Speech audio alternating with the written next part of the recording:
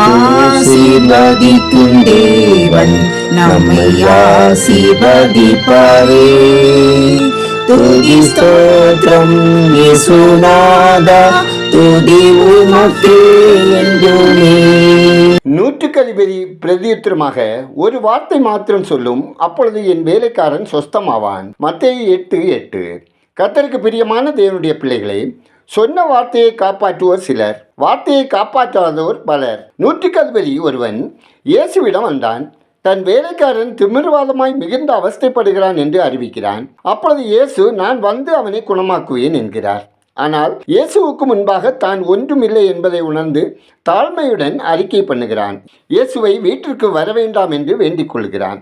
ஒரு வார்த்தை மாத்திரம் சொல்லும், அப்பொழுது என் வேலைக்காரன் சுஸ்தமாவான் என்று நம்பிக்கையோடு கூறினான். ஆண்டவரோ அவனுடைய நம்பிக்கையை பார்த்து ஆச்சரியப்பட்டார். இவனைப் போல இஸ்ரவேலருக்குள்ளும் நான் ஒருவனையும் காணவில்லை என்கிறார். அவன் ஆண்டவர் இயேசுவை நம்பினான். அவர் வார்த்தையின் வல்லமையை நம்பினான். இயேசு ஒரு வார்த்தை மாத்திரம் சொன்னால் போதும், எல்லாமே நடந்துவிடும் என்று நம்பினான். பிரியமுள்ள தேவனுடைய பிள்ளைகளை, உங்கள் பெருமைகளை பேசி பேசி மகிழ்ந்தது போதும். ஆண்டவருடைய வார்த்தையை விட்டுவிட்டு வேறு ஒரு வாழ்க்கை வாழ்ந்தது போதும். மீண்டும் தேவனுடைய வார்த்தைக்கு திரும்புங்கள். அவருடைய வார்த்தையாகிய வேதத்தை வாசியுங்கள். வார்த்தையை தினமும் தியானியுங்கள். அதற்கு கீழ்ப்படிந்து நடவுங்கள்.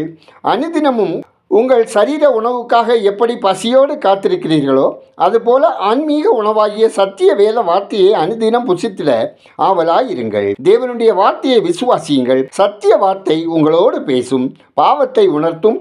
வார்த்தை பாவக்கட்டுகளை அகற்றும், சாபங்களை நீக்கும், வியாதியை நீக்கும், ஆசீர்வதிக்கும். ஜெபம் செய்வோம். எங்களை அதிகமாய் நேசிக்கும் பரலோக பிதாவே, அப்பா, உமது வார்த்தைக்கு என் அன்றாட வாழ்வில் முக்கியத்துவம் கொடுக்கவும் அதை ஆவலோடு படித்து தியானிக்கவும் என்னை வழிநடத்திட வேண்டும் என ஜெபிக்கிறேன். அன்பின் தேவனே, பின்னானவர்களை திரும்பி பார்த்து பெருமை கொள்ளும் எங்கள் சுவாபத்தை இன்றே உடைத்தறிந்து எங்களை வெறுமையாக்கி உமது பாதத்தில் ஒப்புவிக்கிறோம். உமது கிருபையால் எங்கள் ஒவ்வொருவரையும் நிறைத்து சகல பாவ நாச மோசங்களுக்கு விலக்கி காத்து எங்களை பரிசுத்தப்படுத்தி காத்து கொள்ள வேண்டும் எனவும், உமக்கு பிரியமானதை செய்து உமக்கு பிரியமான வழிகளில் நடந்து ஆரோக்கியம் சுபலத்தோடு வாழ தேவரீர் வழிநடத்திட வேண்டும் எனவும் ஜெபிக்கிறோம். ஆண்டவரே, உங்க அன்பு பிள்ளைகள் அனைவரின் வாழ்விலும் பாடுகள், கஷ்டங்கள், மனக்லேசங்கள், வேதனைகள், துன்பங்கள், கவலைகளிலிருந்து அவர்களை விடுவித்து உங்க ஆறுதலாலும் தேறுதலாலும் நிரப்பப்பட்ட மக்களாக, பாக்கியவான்களாக, பாக்கியவதிகளாக வாழ உங்க ஆசீர்வாதம் வேண்டும் என ஜெபிக்கிறோம். ஆண்டவரே, இந்த நாளில் தங்கள் பிறந்த நாளை, திருமண நாளை கொண்டாடுகிற ஒவ்வொரு மன விருப்பம், எதிர்பார்ப்புகளை நிறைவேற்றி அவர்களை ஆசீர்வதித்திட வேண்டும் என ஜெபிக்கிறோம். கர்த்தாவே, ஒவ்வொருவரின் அனுதின தேவைகள் சந்திக்கப்படவும், அப்பம், தண்ணீர், வருமானம், வேலை, தொழில், வியாபாரம், விவசாயத்தில் இரட்டிப்பான நன்மைகளை பெற்று அனுபவிக்கவும், நன்மை செய்கிறவர்களாக வாழவும் தேவரீர் இரக்கம் செய்திட வேண்டும் என ஜெபிக்கிறோம். ஆண்டவரே, ஒவ்வொரு குடும்பத்திலும் தடைபட்டுள்ள சுபகாரியங்கள் தடையின்றி நடந்திட தேவன் இரக்கம் செய்திட வேண்டும் என ஜெபிக்கிறோம்.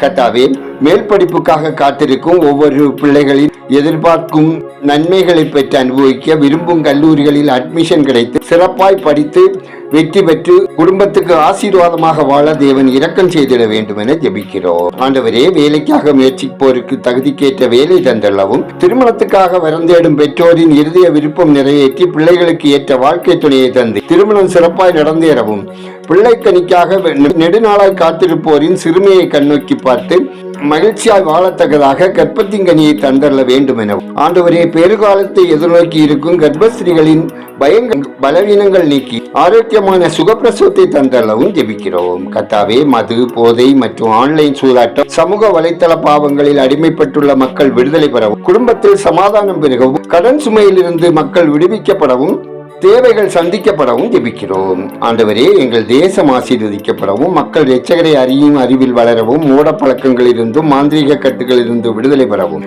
கர்த்தருக்கு முன்பாக பரிசுத்தத்தை வாஞ்சித்து பரிசுத்தத்தை காத்து கொள்ளவும் கர்த்தருடைய ஆவியானவர் கிரியை செய்ய வேண்டும் எனவும், தேசத்தின் பாதுகாப்பு பணியில் ஈடுபட்டிருக்கிற முப்படை வீரர்களுக்கும் அதிகாரிகளுக்கு ஏற்ற ஞானம் கிருபை தந்து வழிநடத்த வேண்டும் எனவும், எல்லையில் வாழுகிற மக்கள் அமைதியாய் சமாதானமாய் வாழவும் தேவன் வழிநடத்திட ஜெபிக்கிறோம்.